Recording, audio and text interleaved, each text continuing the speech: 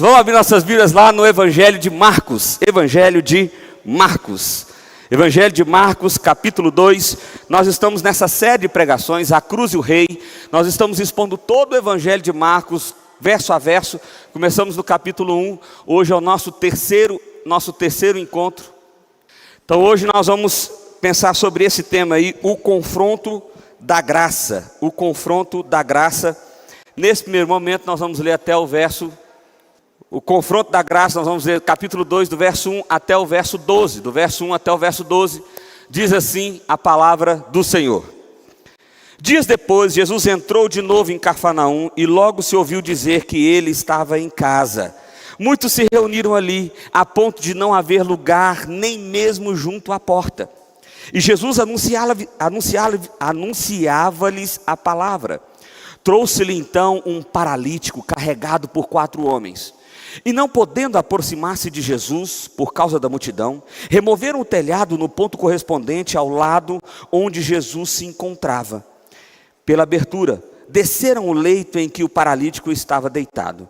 Vendo-lhes a fé, Jesus disse ao paralítico: Filho, os seus pecados estão perdoados. Alguns escribas estavam sentados ali e pensavam em seu coração: como ele se atreve a falar assim? Isso é blasfêmia. Quem pode perdoar pecados a não ser um que é Deus? E Jesus, percebendo imediatamente em que o seu espírito que eles estavam pensando, disse-lhes: por que vocês estão pensando essas coisas em seu coração? O que é mais fácil? Dizer ao paralítico: os seus pecados estão perdoados? Ou dizer: levante-se, tome o seu leito e ande? Mas isto é para que vocês saibam que o Filho do Homem tem autoridade sobre a terra para perdoar pecados. E disse ao paralítico: eu digo a você, levante-se, pegue o seu leito e vá para casa.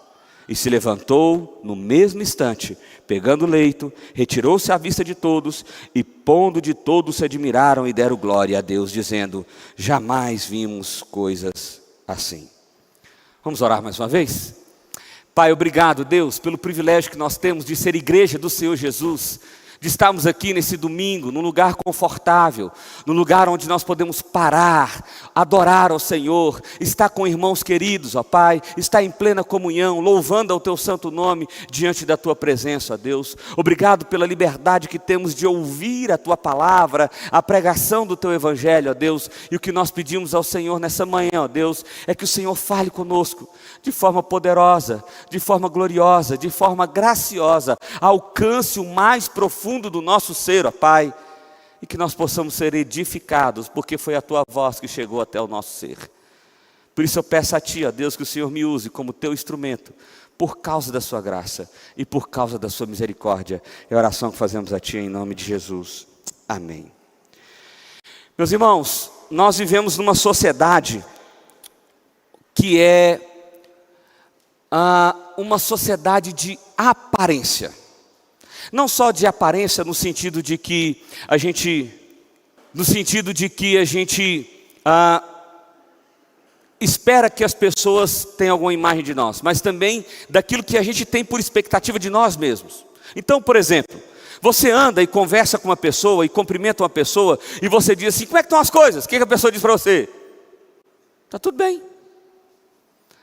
Mesmo que ela tenha acabado de sair de uma briga, mesmo que ela tenha acabado de enxugar uma lágrima, mesmo que ela tenha acabado de receber um diagnóstico ruim, mesmo que ela tenha acabado de receber uma notícia triste, porque há uma expectativa social de que nós sempre estejamos bem, sempre estejamos bem.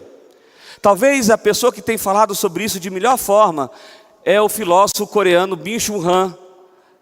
Olha o que o Byung-Chul Han vai dizer. Ele vai definir a nossa sociedade como uma sociedade do desempenho. Ele também define em algum momento como uma sociedade do cansaço. Mas olha essa frase que ele diz, como é interessante. O sujeito do desempenho explora a si mesmo, até consumir-se por completo. É uma geração exausta, não de trabalhar, mas de se apresentar. O cansaço hoje, o desespero da alma hoje, não está ligado tanto à realidade de como a gente gasta a nossa fisicalidade, mas como a gente gasta a nossa aparência. de como a gente quer que as pessoas nos percebam. E é interessante que Bicho Han vai fazer a leitura dizendo o seguinte: olha, nós nos tornamos escravos de nós mesmos, ou daquilo que nós esperamos que as pessoas vejam em nós. E isso é muito interessante, porque nós não vivemos mais, nós performamos mais. Entende isso? A gente está performando, e isso é cansativo, isso é exaustivo, isso é pesado. A alma da gente fica pesada. É exatamente esse o cenário, pode passar aí para mim por gentileza. É exatamente esse o cenário que está acontecendo aqui nas duas histórias que nós vamos ver. Eu sei que a gente só leu a história do paralítico, mas nós vamos ver a história de Levi também. Veja bem, há um médico andando pela cidade, o nome dele é Jesus. Ele está curando pessoas, ele está fazendo coisas maravilhosas, ele está expressando a graça de Deus e o milagre de Deus de forma linda e extraordinária. Mas ainda, já naquele tempo, as pessoas não se admitiam como pessoas fracas, que necessitavam da salvação, que necessitavam de uma força externa para alcançar o seu próprio coração. Elas se sentiam autossuficientes. E o problema da autossuficiência é que não tem como a doença ser curada se ela não for encarada. Você já ouviu alguém dizer assim: pai, você já fez um check-up esse ano? Não, não vou no médico não, que vai que descobre alguma coisa. Vou mexer com esse negócio não. Toda vez que eu vou no médico eu descubro um trem, então é melhor deixar esse trem para lá. E aí quando a gente descobre, muitas vezes é coisa que a gente já não consegue mais tratar, lidar ou enfrentar, porque já foi avançado demais. Percebe? Existe um sentimento no nosso coração. Pode passar por gentileza. Olha o que está acontecendo aqui. Pode passar. Olha o que está acontecendo aqui no contexto desse texto. Nós vimos no capítulo 1, o ministério de Jesus começando. Marcos já começa apresentando Jesus por meio do batismo. Então Jesus é batizado, o ministério dele já começa ali, e ele já começa a ficar famoso na região de Cafarnaum. Então Jesus é apresentado no ministério, e ele começa a realizar muitos milagres na região de Cafarnaum. E ele começa a ficar famoso, porque óbvio, tem alguém aí que está curando todo mundo, tem alguém que está expulsando demônio, tem alguém que está fazendo um monte de coisa. Vamos atrás desse homem, vamos atrás desse rabi, desse mestre, que tem falado coisas diferentes, que tem se apresentado como o Messias prometido, e que tem realizado muitos milagres. Mas aí, a partir de agora, no capítulo 2, nós vamos ver algo muito interessante acontecendo. Porque Marcos vai apresentar agora para nós 5 conflitos com escribas e fariseus, com os homens da lei, com os religiosos. Nós vamos ver hoje 2, e depois na semana que vem nós vamos continuar vendo esses conflitos, revelando o seguinte: olha, Jesus está sendo confrontado em quem ele apresenta ser, o Messias prometido. E os escribas e os fariseus não estão dispostos a ouvir sobre esse Messias que finalmente chegou. E a conspiração para matar Jesus já começa logo aqui. Todo o evangelho de Marcos vai ser um evangelho tenso, onde vai falar de como os escribas, os fariseus e os religiosos desejam minar, parar, exterminar o ministério de Jesus. Vamos lá para a primeira cena então, olha só. A primeira cena é a do paralítico. Olha o que diz o texto, do verso 1 até o verso 4. Dias depois, Jesus entrou de novo em Cafarnaum, e logo se ouviu dizer que ele estava em uma casa. Muitos se reuniram ali, a ponto de não haver lugar nem mesmo junto à porta. Então perceba o seguinte: a casa está ali, tinha gente lá dentro, e tinha gente do lado de fora, e tinha gente do lado de fora de fora. Não tinha nem jeito de chegar na porta. E Jesus anunciava-lhes, meu Deus do céu, anunciava-lhes a palavra. O que ele estava fazendo? Pregando, falando do evangelho, anunciando a boa nova de salvação. Trouxeram-lhe então um paralítico carregado por 4 homens, e não podendo aproximar-se de Jesus por causa da multidão, removeram o telhado no ponto correspondente ao lugar onde Jesus se encontrava, pela abertura, e desceram o leito em que o paralítico estava deitado. Aqui a gente aprende algumas coisas muito interessantes. Primeiro, de quem é essa casa? Os estudiosos chegam à conclusão que essa era a casa de Pedro, porque a casa de Pedro foi a base. Pedro morava em Cafarnaum, e a casa de Pedro muitas vezes aparece como lugar de pregação, lugar de estado, lugar em que os discípulos se reuniam. Então, a casa de Pedro era uma base ali para o que estava acontecendo. Então, provavelmente, essa é a casa de Pedro. A cena é simples: Jesus já está famoso, a multidão sabe que Jesus está por ali, as pessoas cercam, Jesus está anunciando o evangelho, Jesus está falando do evangelho, e chegam uns malucos com um paralítico. Nós precisamos levar esse paralítico para esse cara aí. É a esperança dele ser curado, é a esperança dele chegar ali. E a cena é muito interessante, irmãos, porque eles começam a cavar o telhado. Aqui eu tenho as minhas viagens, né? Vocês já sabem disso, porque a minha cena, eu estou imaginando Pedro aqui, e começa a cair uma poeirinha. Pedro olhando, fala: gente, mas que é isso aqui? E aí um buraco vai abrindo, porque assim, não era um buraquinho pequeno, o homem estava numa maca. Eles não desceram ele em pé, eles desceram ele deitado. Gente do céu, estão arrebentando o telhado da minha casa, quem é que vai pagar isso? Eu fico imaginando Pedro tendo esse tipo de crise. Imagina a mulher de Pedro: ô Pedro, você vai deixar? Imagina aquela situação, e gente aqui, Jesus pregando, a poeira caindo. Gente, o que está acontecendo? Aquela confusão danada. Por quê? Porque eles literalmente cavaram. O telhado era um lugar que era feito de terra, de barro, de palha, e ali estava acontecendo alguma coisa.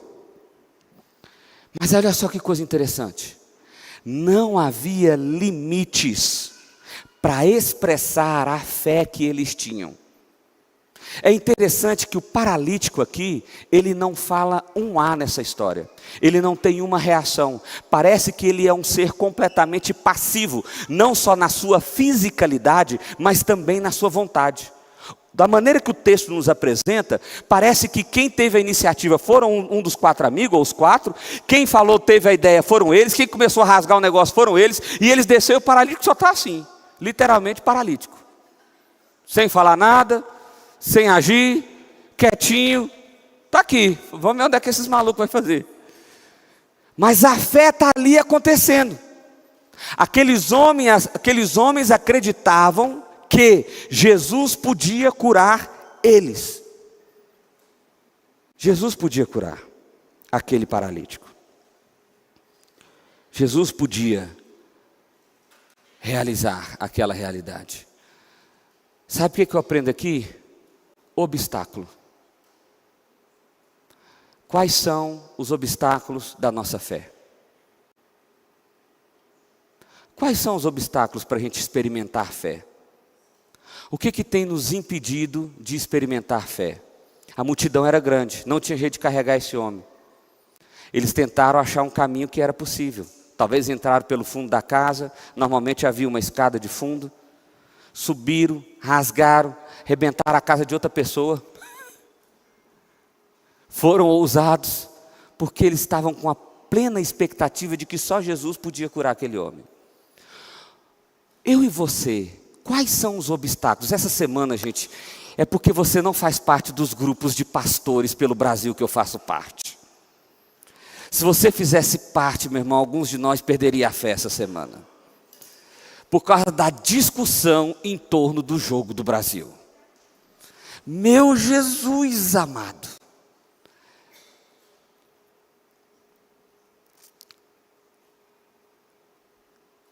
Meu irmão, o seu coração realmente entende que viver em Cristo é uma expressão de fé genuína? É quem você acredita ser e quem você acredita que Jesus seja. Então não haverá obstáculos para você adorar, para você ser, para você estar, para você viver. Não é questão de horário, não é questão de calor, não é questão de frio, não é questão de gripe. É questão de quem você acredita ser e de quem você acredita que Jesus seja. Calvino, quando ele vai comentar esse texto, ele diz: a fé verdadeira rompe todo obstáculo para chegar a Cristo. A fé verdadeira não espera o momento certo. Pelo menos da nossa perspectiva, né? Não, sabe o que é? Vamos esperar a multidão sair. A gente fica de butuca aqui com esse paralítico. Na hora que o pessoal começar a diminuir, a gente entra. Sabe o que é? Eu fiquei sabendo que essa casa é de Pedro. Eu tenho um primo que é primo segundo de Pedro. Vamos ver se a gente conversa com esse cara, para falar com aquele cara, para chegar no Pedro, para ver se Pedro abre a porta do fundo. Não. O senso de urgência é maior. Então eu simplesmente vou.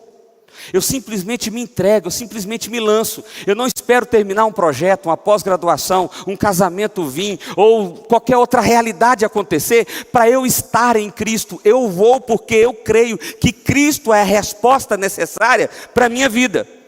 Agora, o mais importante desse texto não é isso. Olha o que o texto continua dizendo no verso 5. É norueguês mesmo esse troço aqui. Vendo-lhe a fé, Jesus disse ao paralítico: filho, seus pecados estão perdoados. Alguns escribas estavam sentados ali e pensaram no seu coração: como ele se atreve a falar assim? Isso é blasfêmia. Quem pode perdoar pecados a não ser um que é Deus? E Jesus, percebendo imediatamente em seu espírito que eles assim pensavam, disse-lhes: por que vocês estão pensando essas coisas em seu coração? O que é mais fácil? Dizer ao paralítico: os seus pecados estão perdoados, ou dizer: levante-se, tome seu leito e ande? Aqui nós temos duas palavrinhas chaves que nos levam a uma percepção do que Jesus está construindo. Porque veja bem, eles desceram um paralítico que até agora está completamente inerte em sua fisicalidade, vontade, expressão, tudo, ok? Ele é um ser completamente passivo do que está acontecendo ali. E o que Jesus diz para esse homem? Filho, seus pecados estão perdoados. Eu não sei você, mas se eu sou um dos 4 amigos, eu olho um para o outro e falo assim: lascou. Fizemos errado. É bonitinho o pecado ser perdoado, mas ele continua paralítico. Será que Jesus não entendeu que a gente fez esse negócio todo, pensando que começa a andar? Será que Jesus não entendeu que a necessidade dele é ser curado da sua fisicalidade? Será que Jesus não entendeu? Será que ele tem que ser mais claro do que isso? Mas o que Jesus está fazendo aqui é algo muito mais profundo. Jesus está chamando aquele paralítico que era considerado amaldiçoado por conta da sua deficiência física, por conta da sua incapacidade física, porque é assim que o povo via naquela época. Qualquer incapacidade física mostrava uma espécie de maldição espiritual sobre a pessoa. Ele está dizendo numa declaração pública, numa multidão que está em volta, dizendo o seguinte: você não é um paralítico, você não é um rejeitado, você não é alguém que está à margem da sociedade, você não é alguém que está do lado de fora da casa, você é um filho. Você é um filho, o meu filho. Você faz parte da minha família, você faz parte da minha casa. E por isso, os seus pecados estão perdoados. A palavra no original aqui é: estão despachados para longe. Não se preocupe mais com qualquer dívida espiritual que você tenha. Essas dívidas foram lançadas para longe. A palavra aqui tem a ver com efeito permanente. Essas dívidas foram lançadas para tão longe de você que é impossível que ela volte, que é impossível que ela te alcance mais uma vez. Você foi completamente perdoado. É interessante que o homem foi procurando a cura das pernas, mas Jesus começou curando o coração daquele homem. Jesus começou ressignificando aquele homem. O Tim Keller, em um dos seus livros, vai trabalhar uma expressão muito interessante. A diferença de necessidade sentida para necessidade real. Aqui a gente tem um exemplo claro disso. Aquele paralítico precisava ser curado, certo? Alguém tem dúvida disso aqui? Ele precisava ser curado. A expectativa dele, dos amigos, de todos que estavam em volta, é que ele fosse curado. Essa parecia ser a necessidade verdadeira daquele homem. Era a necessidade que ele sentia ter. Mas qual era a necessidade real daquele homem? Era ele nascer de novo no Espírito. Era ele deixar de ser um amaldiçoado para ser um filho. Era ele deixar de ser alguém que estava do lado de fora da casa para alguém que pertencia à casa. Você está entendendo? Meu irmão, isso é bom demais para nós. Porque você precisa aprender que Deus faz isso comigo, com você. Às vezes a gente ora ao Senhor, não ora? Deus, dai-me tal coisa, Deus me concede, Deus me abençoa, Deus abre essa porta, e aí Deus vai lá e fecha. Ou Deus abre uma porta totalmente diferente. Ou Deus te conduz para uma realidade que não era aquela que estava dentro da sua expectativa. E na sua revolta, você entendendo que você na verdade é o Senhor da sua história, e que Deus é apenas um badeco que realiza os seus desejos, você diz: Senhor, o Senhor não está entendendo o que eu estou falando?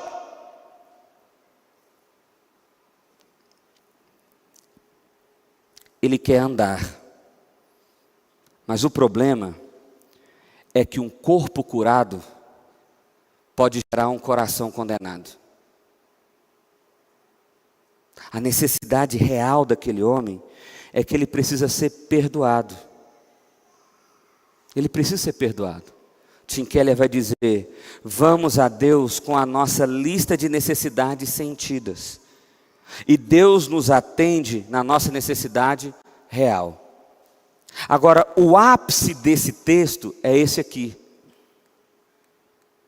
Gente do céu, o capeta mesmo. Passa aí para nós esse trem, gente, por favor. Aqui que é a grande lição desse texto, que é o que vai conectar com o próximo. Os escribas olharam aquilo e falaram o quê? Quem que é esse homem para perdoar pecados? Só Deus pode perdoar pecados. Isso é blasfêmia, isso é heresia. Sabe o que é mais louco nisso? Que eles estão certos. A afirmação teológica deles está correta. Somente Deus pode perdoar pecados. Só que eles são tão apaixonados pela doutrina, eles são tão apaixonados pela lei, eles são tão apaixonados pela teologia, que eles não conseguem ver o que está acontecendo, que é a materialização da teologia na frente deles. Eles não conseguem perceber que o Messias que havia sido prometido lá em Gênesis capítulo 3, finalmente se manifestava na frente deles. Porque a teologia, a doutrina se tornou algo tão forte, poderoso, que era impossível ver Jesus. Era impossível ver Jesus. O problema então é que eles estavam na sala onde o perdão de Deus foi derramado sobre um homem quebrado. E a única coisa que eles sentiam era indignação. Indignação. Jonathan Edwards, um dos grandes reformadores, um dos grandes avivalistas que nós tivemos na história, ele vai dizer o seguinte: o conhecimento religioso sem afeições santas apenas ilumina o caminho para longe de Deus. Se a minha teologia, se o meu conhecimento teológico não é expressado em amor, em compaixão, em percepção de graça sobre o outro, sobre a sociedade, então eu me torno apenas um legalista, um religioso que se distancia do caminho do Evangelho.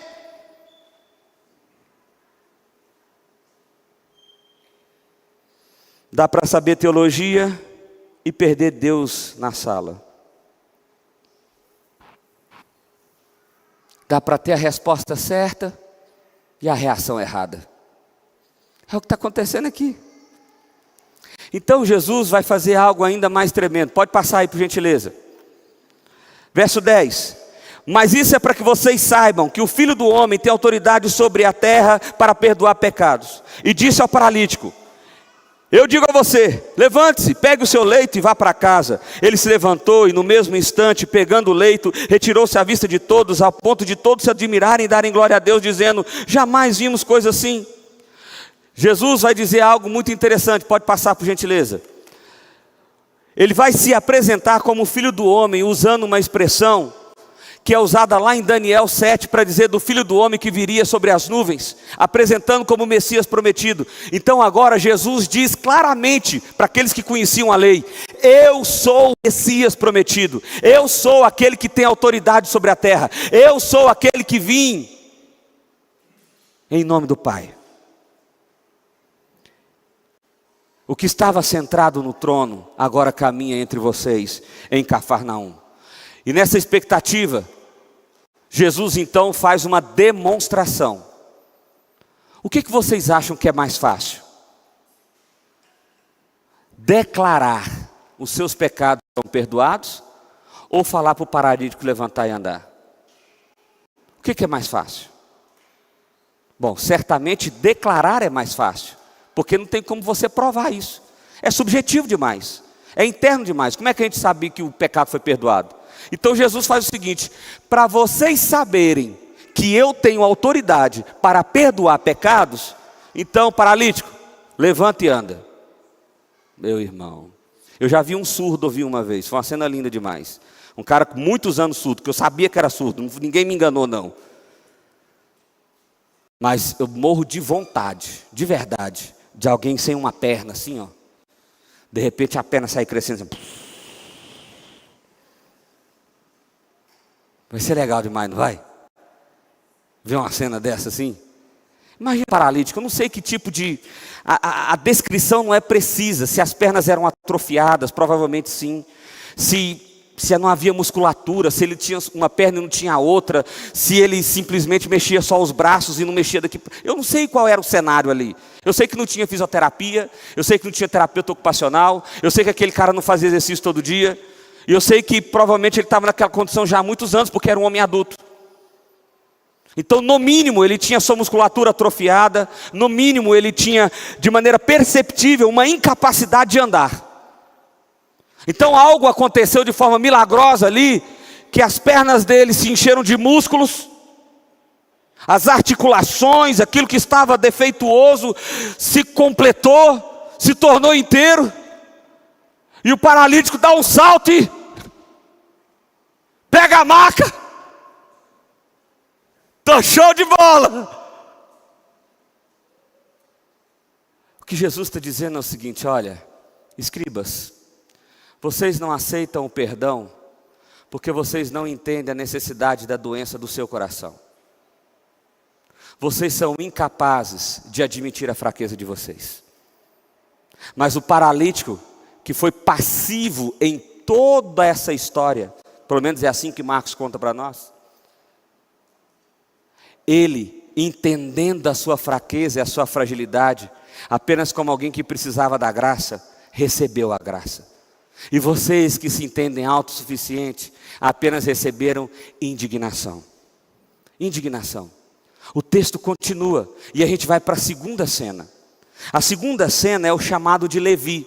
Levi, que também é conhecido por nós como Mateus, aquele que escreve o Evangelho de Mateus. Levi era um cobrador de impostos, e olha só o que diz o texto.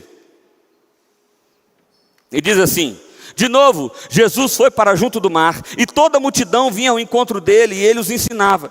Quando ia passando, viu Levi, filho de Alfeu, sentado na coleteria, e lhe disse: siga-me. Ele se levantou e seguiu. Achando-se Jesus à mesa na casa de Levi, estavam junto com ele os seus discípulos, com ele e com seus discípulos, muito publicanos e pecadores, porque estes eram muitos e também o seguiam. Os escribas dos fariseus, vendo Jesus comer em companhia dos pecadores e publicanos, perguntavam aos discípulos dele: por que ele come e bebe com os publicanos e pecadores? Tendo ouvido isso tudo, Jesus lhe respondeu: os sãos não precisam de médico, e sim os doentes. Eu não vim para os justos, eu vim para os pecadores. O cenário é muito interessante aqui, olha só. Levi é um cobrador de impostos. Sabe o que isso significa? Que Levi era rico, Levi tinha tipo de poder e status entre os romanos e entre a sociedade. Mas também significa que ele era odiado pelo seu povo, porque Levi era judeu. Ele era odiado entre o seu povo. Sabe, olha a implicação social disso. Levi não podia ser testemunha de nada nem de ninguém. Então num debate público, Levi, você viu? Vi. Não, mas ele é um traidor desgraçado pertencente a Roma. Esse cara aí, o testemunho dele não vale nada não. Isso é mentiroso por natureza.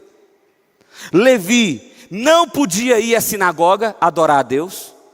Levi era como alguém contagioso. Se alguém entrasse na casa de Levi, ele era automaticamente expulso da comunidade. E Levi era só rico. O que ele tinha era dinheiro. A cena é simples. Marcos é muito objetivo nas narrações dele, tá bom? Jesus está andando aqui, passou na frente da coloteria lá, onde o pessoal pagava o imposto. Levi, siga-me. O que o texto dá a entender é que Levi largou tudo na hora. E foi. Levi largou tudo na hora e foi. Aqui tem uma coisa interessantíssima para a gente aprender, que é um paralelo com o texto que a gente acabou de ver. Da disposição dos obstáculos. Quando Levi é chamado por Jesus, quantos obstáculos ele tinha que vencer para aquela mudança radical? Muitos, não era? Pensando da perspectiva social, familiar, da perspectiva do sustento, do poder, do que poderia acontecer amanhã. Eram muitos obstáculos, né? Mas sabe o que o texto diz para nós? Ele não pensou em nada disso. E no caso de Levi tinha uma diferença.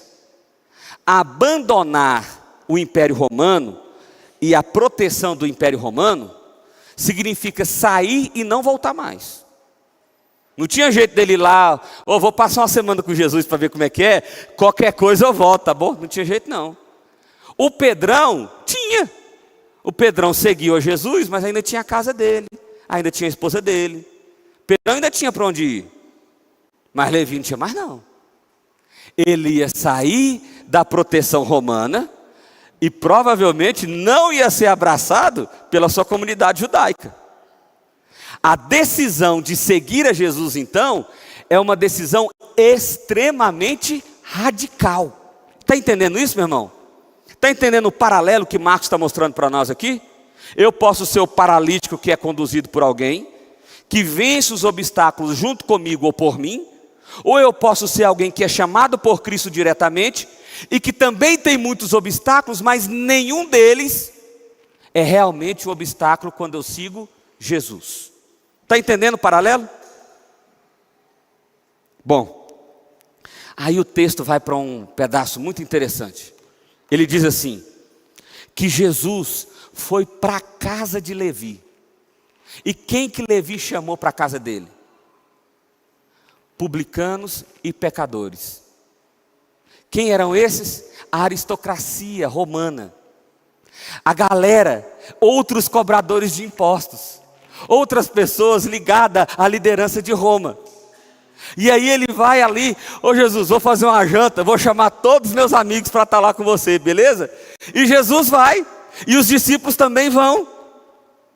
Só que, a gente já falou isso aqui algumas vezes, sentar-se à mesa naquele tempo, era uma liturgia, era uma expressão teológica. Eu me sentava à mesa com quem eu confiava. Sentar-se à mesa significa, eu faço parte da sua família e você faz parte da minha família. Sentar-se à mesa era algo extremamente poderoso para aquele tempo.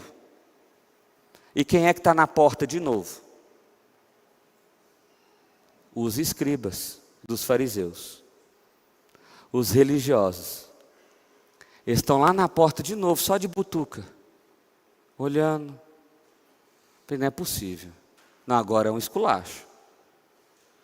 Curou, pelo menos o paralítico andou, né? E agora, o que vai fazer aí? Por que esse cara está sentado com pecadores, com publicano, com gente que não presta? Por que esse cara está com esse povo?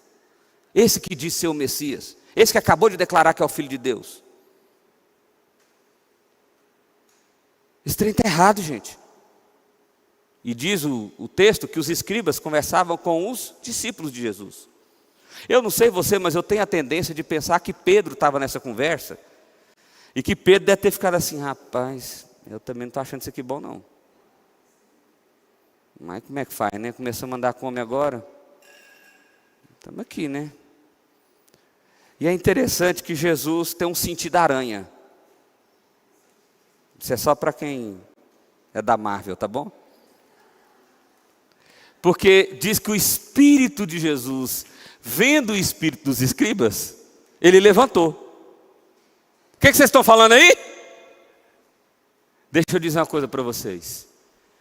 Eu não vim para os sãos, eu vim para os doentes.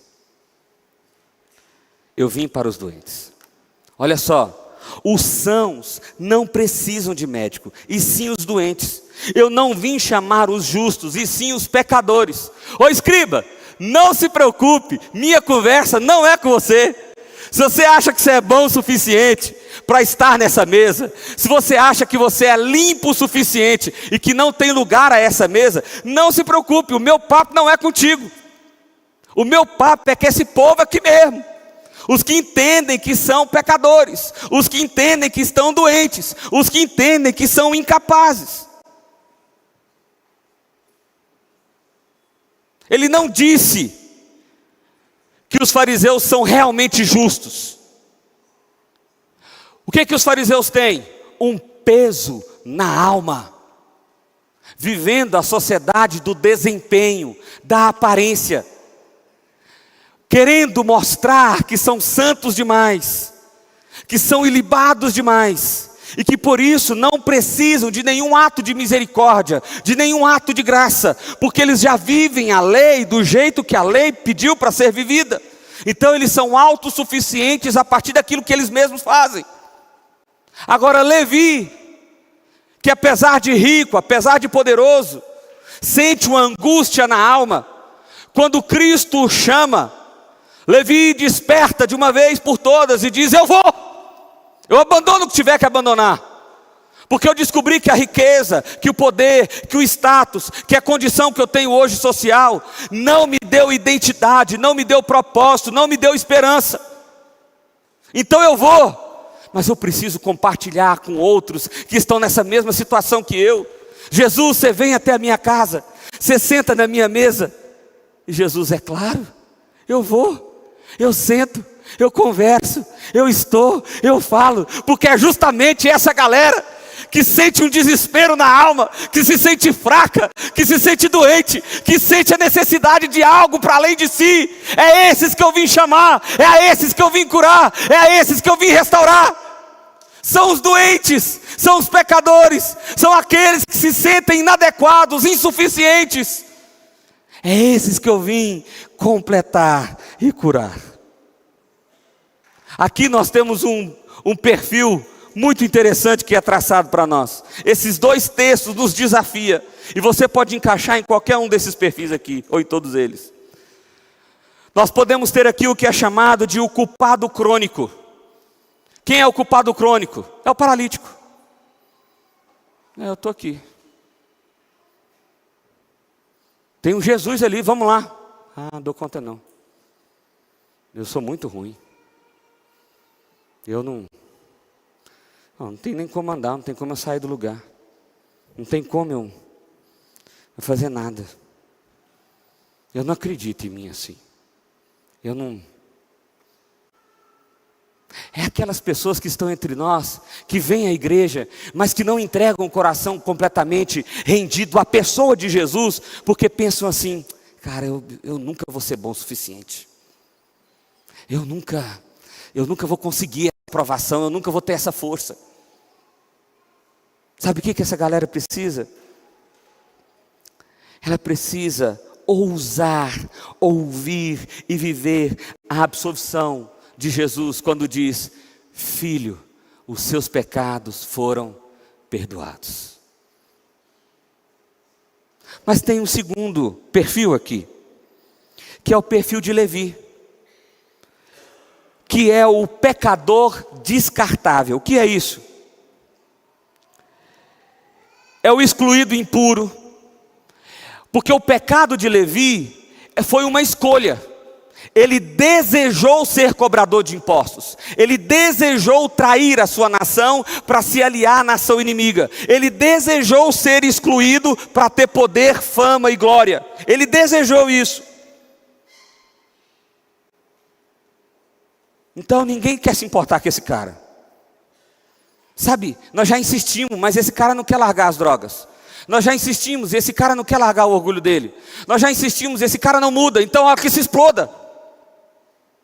Esse é um tipo de pecador que não precisa ser salvo. Deixa ele ir para o inferno. Essa pessoa precisa ouvir o chamado radical de Jesus hoje, onde Jesus grita para mim e para você: siga-me, abandona tudo, larga tudo e vem. Não como alguém que precisa consertar algumas coisas para dar esse passo, mas como alguém que entende a sua incapacidade e desesperadamente precisa ir na direção desse chamado de Jesus. Nós ainda temos o terceiro perfil, que para mim é o pior deles. É o justo imaginário. Por que é imaginário? Porque ele imagina que é justo, mas ele não é de fato. É aquele que sabe, que aquele que tem conhecimento, aquele que tem uma vida religiosa, aquele que cumpre ritos, mas que o coração dele não está entregue verdadeiramente a uma relação com Jesus.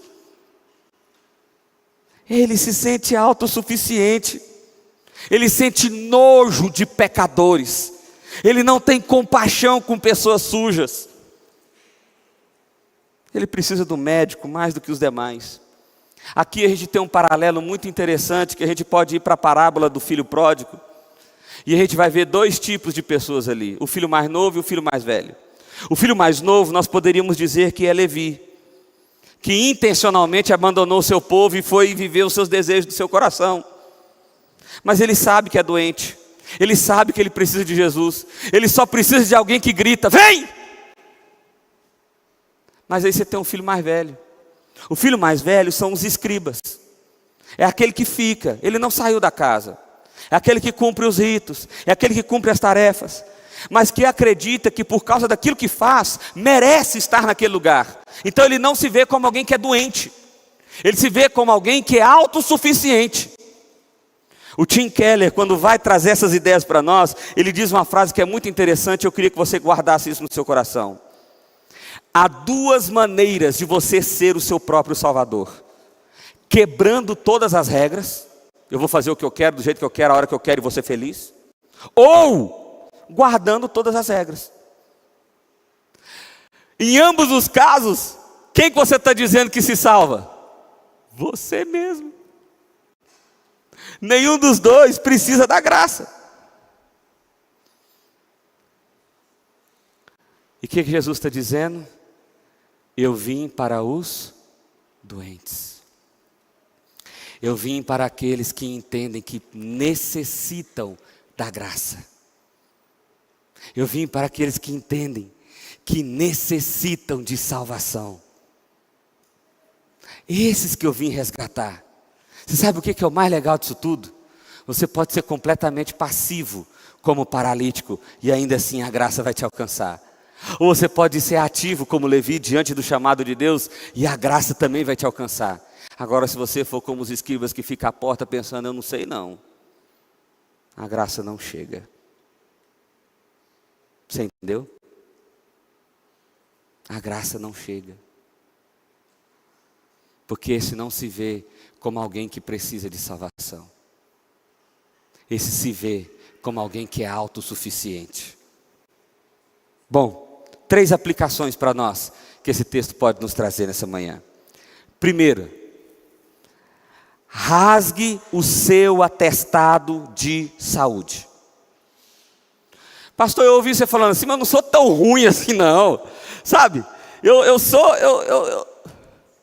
faz isso não. Faz igual o Tiago aqui, ó, vem manqueba mesmo. Então a história com o Tiago, você sabe que ele torceu no tornozelo tem uns 4 meses. Coincidentemente, parece que foi dito a ele que só no último dia do jogo da Copa do Mundo é que ele pode tirar esse negócio. A Kelly me disse aí. Meu irmão, rasga seu atestado. Sabe o que é isso? Seja sincero diante de Deus. Para de ser genérico, superficial na sua relação com Deus. Deus, me perdoe por todos os meus pecados, ó Altíssimo Senhor, o Senhor que é excelso dentre tudo e dentre todos, o Senhor que tem um cetro nas mãos, ó Pai, eu me lanço à tua presença, ó Deus, tenha misericórdia de mim, e você vai tentando convencer a Deus com suas palavras bonitas, ou com seu discurso bem elaborado. Senhor, eu sou uma bagaceira desgraçada. Hoje eu acordei de manhã pensando em matar meu marido. Deus, eu queria tanto que aquela pessoa sofresse Deus, tira esse sentimento ruim do meu coração. Deus, eu sinto que o Senhor jamais ouviria uma oração minha, porque eu sou ruim demais. É rasgar o coração, você está entendendo? É rasgar o coração, é se lançar diante do Senhor.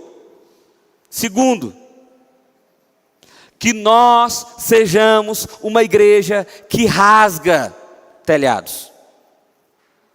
Sabe o que significa, meu irmão? Carregue a maca de alguém. O evangelismo de Jesus aconteceu comendo, estando com.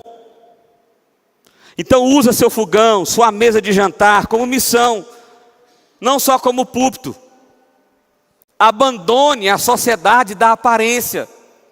Chame as pessoas para dentro da sua casa. Mais importante do que uma frase no Instagram é uma mesa de jantar. Converse, compartilhe, reparta. Terceiro, aposente seus olhos de escriba. O pecado do outro te causa superioridade farisaica ou te dá dor de intercessor. Quando você olha para o outro pecando, como é que você pensa? Ah, eu sabia. Tá doido? Você fala assim, puxa vida, aquele cara precisa tanto de Jesus. Rapaz, se aquela pessoa ouvisse o siga-me de Jesus hoje, ele tem uma experiência tão linda. Quebre os seus óculos de fariseu, meu irmão, os seus óculos religiosos. Olhe para o outro com compaixão, com amor, porque eu e você somos doentes, perdidos, que necessita da graça de Deus. Eu quero encerrar com uma frase.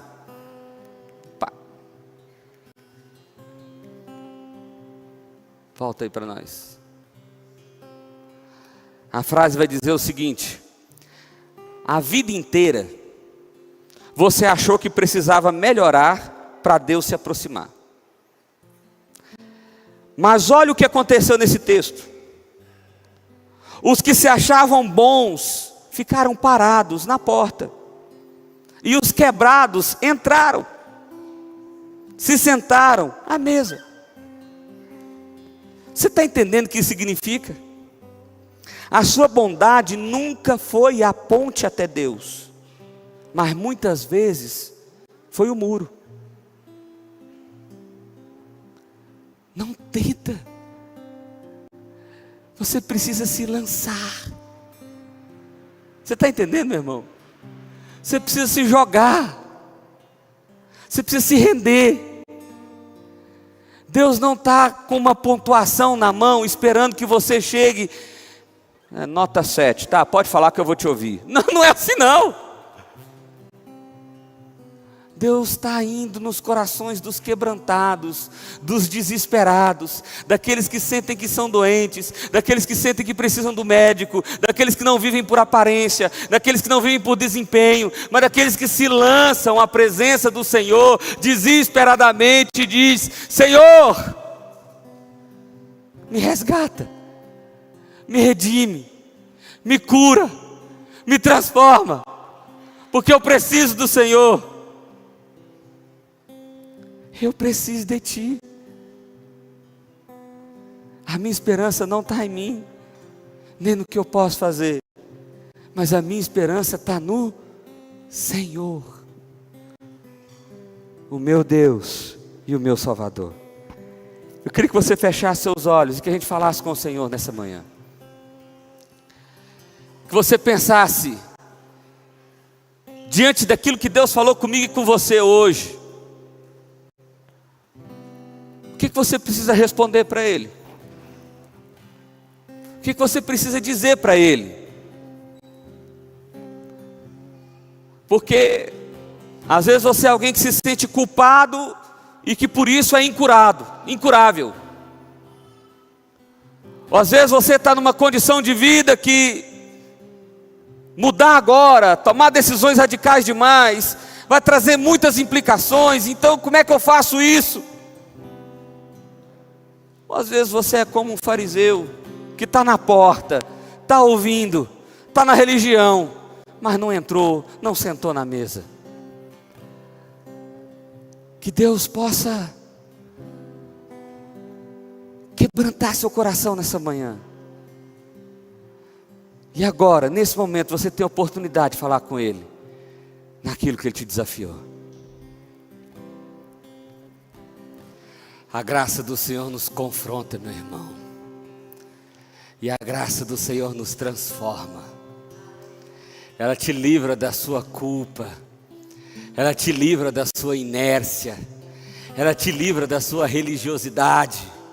E ela te diz: filho, levante-se, porque os seus pecados foram perdoados. Pai, nós estamos diante do Senhor, com nosso coração alegres, porque a Tua graça nos alcança, porque a Tua misericórdia vem sobre nós, ó Pai. E o Senhor nos declara filhos do Senhor. O Senhor se assenta à nossa mesa. O Senhor nos cura de nossa doença, de nossa vaidade, de nosso orgulho, ó Pai, de nosso farisaísmo, ó Deus. Deus, como nós te louvamos, porque o Senhor nos faz novas pessoas, ó Deus. Portanto, Deus, agora curados pelo Senhor, transformados pelo Senhor, ó Pai, nos usa como agentes de transformação, como agentes de redenção, onde nós possamos abrir as nossas casas, as nossas mesas, ó Deus, os nossos assentos, ó Deus, para que outros possam estar conosco, para que Jesus possa ser ministrado na vida de outros, ó Deus, para que o Senhor se expresse através das nossas vidas, ó Pai. E qualquer obstáculo que nos impeça de dar esse passo de fé, de viver de forma radical para a glória do Teu santo nome, ó Deus, que hoje nós possamos tomar a decisão de que é para o Senhor, para a glória do Senhor, que nós vivemos, que nós respiramos, que nós estamos aqui, ó Deus. Nós te louvamos, ó Pai, pela graça do Senhor que nos alcança, e pela graça do Senhor que nos conduz. E que agora a graça maravilhosa do nosso eterno Deus, com o amor do Pai, que a manifestação da graça de Cristo Jesus, que o consolo do Espírito Santo de Deus repouse sobre todos nós e todo o povo do Senhor reunido sobre a terra, hoje e para todos sempre. Amém, amém e amém. Amém, glória a Deus.